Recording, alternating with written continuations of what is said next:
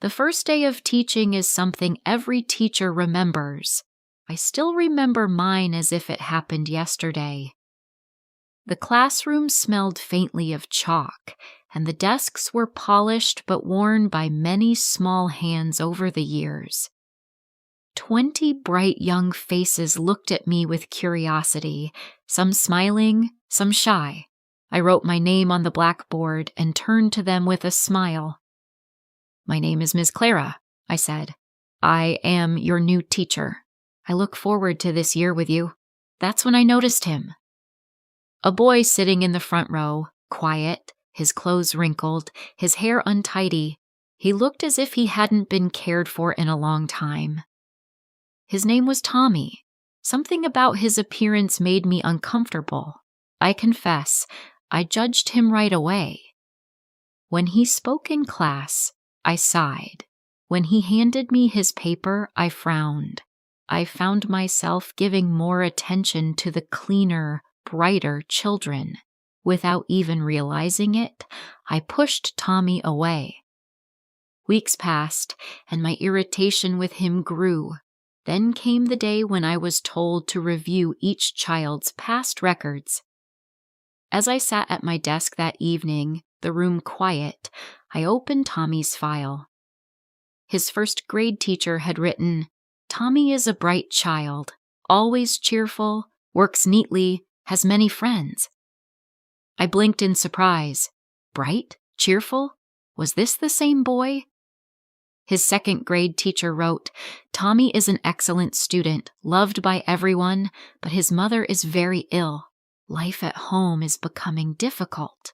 I felt my chest tighten. The third grade teacher's note said, "Mother's death has been very hard on him.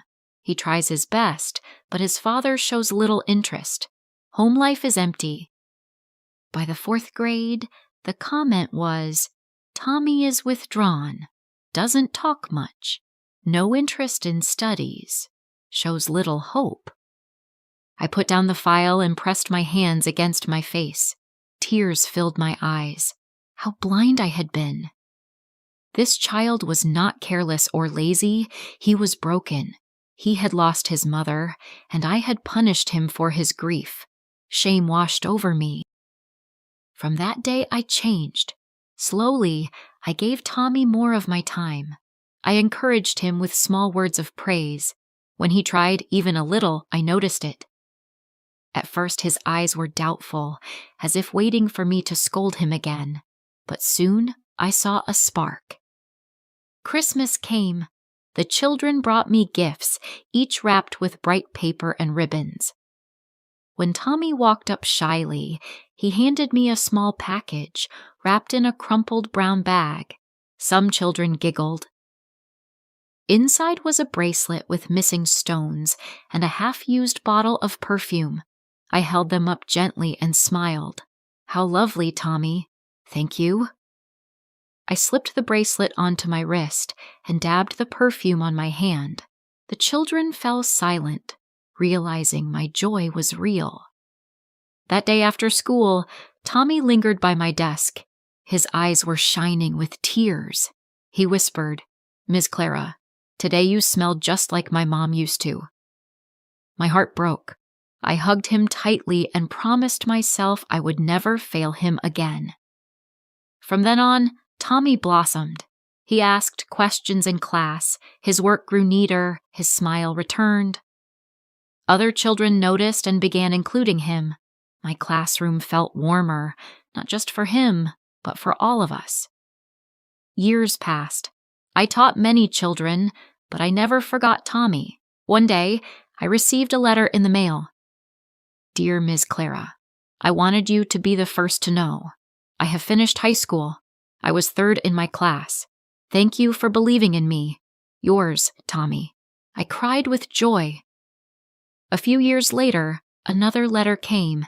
"Dear Ms. Clara, I wanted you to know I have finished college and it was hard, but I made it.